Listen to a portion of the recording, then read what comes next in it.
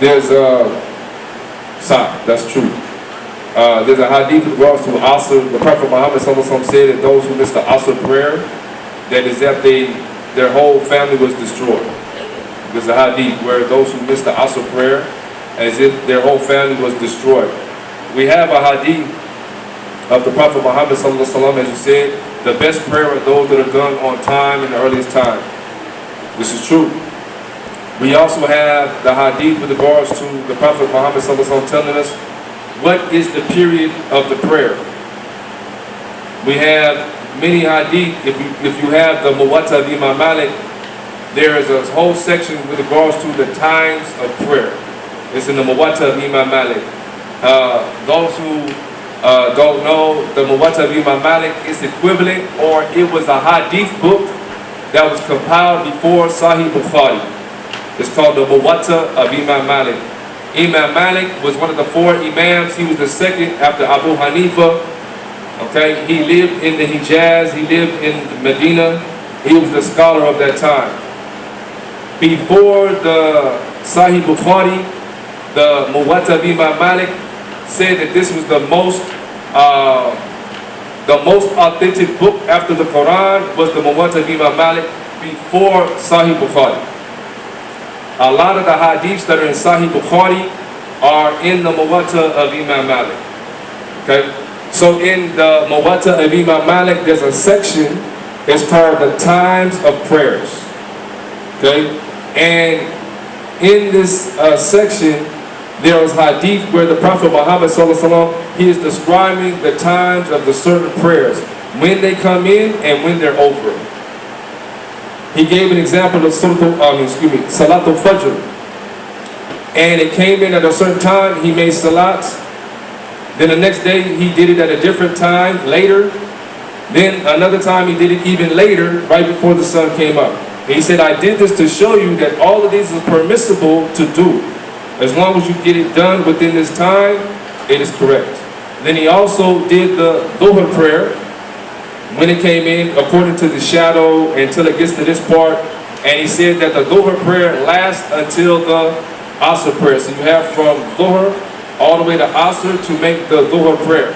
The best is in at the earliest time, but if you fulfill the Salat with regards to the certain time frame, you can make it in the beginning, the middle, or even towards the end. All of it's correct. And he also gave us the example of the Asr prayer. When it comes in at its earliest time, even there's a hadith where the Prophet Muhammad ﷺ said that as soon as you make the Dhuhr prayer, Asr's in. So you can even combine your Dhuhr and Asr prayers. There's hadith. So, but he also gave the example that the Asr prayer, it lasts from this time until this time. So you have as we say, you have a time frame. You have a time frame. As long as you do it, the Asr prayer is over when Maghrib comes. Right? And the Prophet Muhammad he warned about those who procrastinate the Asr prayer to right before Maghrib time, or when they start seeing the redness of the sky. He warned. He said, man, woe to those who procrastinate their Asr prayer until the redness of the sky comes. Right. The forbidden time is that redness. When you have that, but there's a hadith. There's three times forbidden to pray. One right after Fajr, right? The other one is when the sun is straight up in the sky, the horizon, because this is the time that people worship the sun. And they start praying and bowing down. Then there's the other right before Maghrib, right? And we're told right before Maghrib, this is when Shaitan prays, because we know Maghrib time is the beginning of a new day. And so every day Shaitan is praying for more time. So the time before Maghrib, that redness, when it starts getting red, it's forbidden to pray. The hadith says it's forbidden to pray anytime after Asr. So as soon as I make Asr, I can't pray no more, right? Unless I'm doing a sunnah prayer, like I come into the masjid for Tayyatul Masjid, I can still do that. Or if I'm following the hadith of the Prophet Muhammad that, like Bilal, every time he would use the bathroom, he would make wudu and make 2 rakats. and istikhara, okay? Or you're making tawbah, or you're asking Allah for something. There has to be a specific sunnah of why you're doing it. But just to pray after the Asr prayer, or even to make sunnah, there are no sunnah prayers after the Asr prayer, okay? But say for instance, I use the bathroom.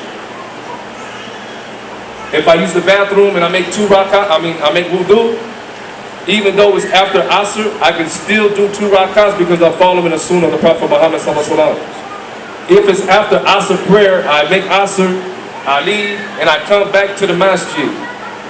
The hadith is, before you sit down, make 2 rakats for Tayyatul Masjid.